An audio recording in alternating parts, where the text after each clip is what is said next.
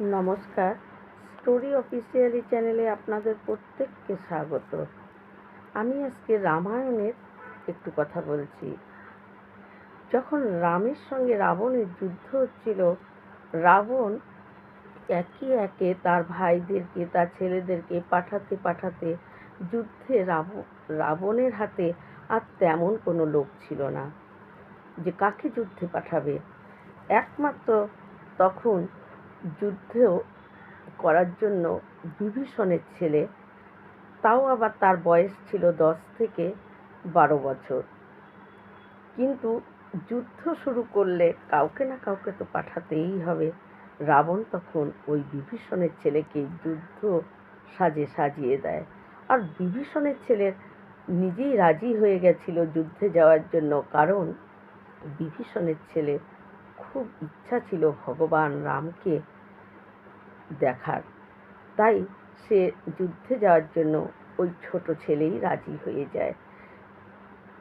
বিভীষণ জানতো যে আজকে যুদ্ধ করতে আসবে তার ছেলে, কিন্তু বিভীষণ রামকে কিচ্ছু বলেনি। বিভীষণ রামকে এই কারণেই বলেনি যে রাম যদি জানতে পারে যে আমার ছেলে যুদ্ধ করতে আসবে, কিছুতেই রাম যুদ্ধ করবে না। কারণ বিভীষণ রামের জন্য যে উপকার করেছিল তার কৃতজ্ঞতা রাখার জন্যই রাম কিছুতেই যুদ্ধ করবে না। এবং তাই বিভীষণ কি করেছে, রামকে কিচ্ছু বলেনি। আর ভগবান রাম তো পৃথিবীতে মানুষ হয়ে যদি জন্ম হয় কারো, তাহলে মানুষের কিভাবে চলতে হয়, কি কি মেনে চলতে হয়, কি কি করা উচিত, এগুলো শিক্ষা দেওয়ার জন্যই ত্রেতা যুগে স্বয়ং পরম ব্রহ্ম, স্বয়ং নারায়ণ রাম রূপে অর্থাৎ মানব রূপে এই পৃথিবীতে এসেছিলেন। তাই আর আমরা যখন মানুষ হয়ে পৃথিবীতে এসেছি, আমাদেরও কিন্তু এটা কর্তব্য যে যদি কেউ ছোটোর থেকে ছোট উপকার আমাদেরকে কেউ করে, তাকে সারা জীবন মনে রাখতে হয় এবং কৃতজ্ঞতা তার উপরে রাখতে লাগে। এই শিক্ষাটাই ভগবান রাম কিন্তু তিনি দিয়েছিলেন। কিন্তু বিভীষণ তো জানতো যে ভগবান রাম তাহলে যুদ্ধ করবে না, তাই বিভীষণ কিচ্ছু জানায়নি। যখন নাকি ওই বিভীষণের ছেলে যুদ্ধে আসে, ভগবান রাম তখন বিভীষণকে বলে যে বিভীষণ, এতটুকু ছেলের সঙ্গে কি যুদ্ধ করব। তখন বিভীষণ রামকে বলে যে প্রভু, রাক্ষসকে বিশ্বাস করতে নেই, কারণ এরা নানা রকম রূপ ধরতে পারে, তাই আপনি যুদ্ধ করুন। আর এদিকে বিভীষণ মনে মনে শুধু এটাই প্রার্থনা করছে যে হে প্রভু রাম, আজকে যেন আপনার যুদ্ধ করার মন থাকে, আপনার যেন কোনো মতেই আজকে যুদ্ধ করব না এই মন যেন আপনার না হয়, আজকে যেন আপনার যুদ্ধ করার মন থাকে। যখন রাম তারপর যখন যুদ্ধ করে, তখন রামের তীরে ওই ছোট বালকের মুন্ডটা কেটে রামের চারপাশে রাম রাম বলতে বলতে ঘুরে রামের চরণে এসে ওই কাটা মুন্ডটা পড়ে। বিভীষণ তখন আর সহ্য করতে পারেনি। বিভীষণ তখন ওই কাটা মুন্ডর সামনে এসে হাউ হাউ করে কাঁদছে।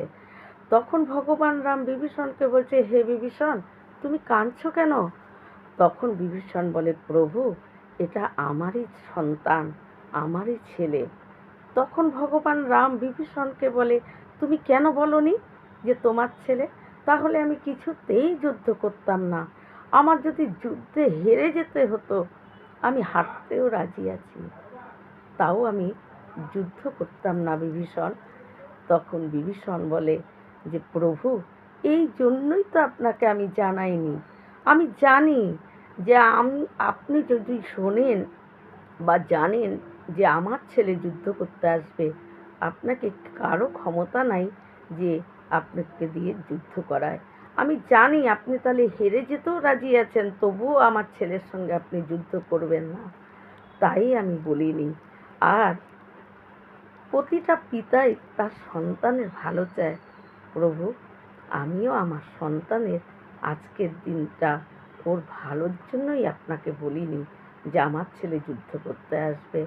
আমি কিছুতেই চাইনি যে আমার ছেলে রাক্ষসকুলে আরও অনেক দিন থাকুক এবং তার দ্বারায় রাক্ষস বংশ বৃদ্ধি পাক।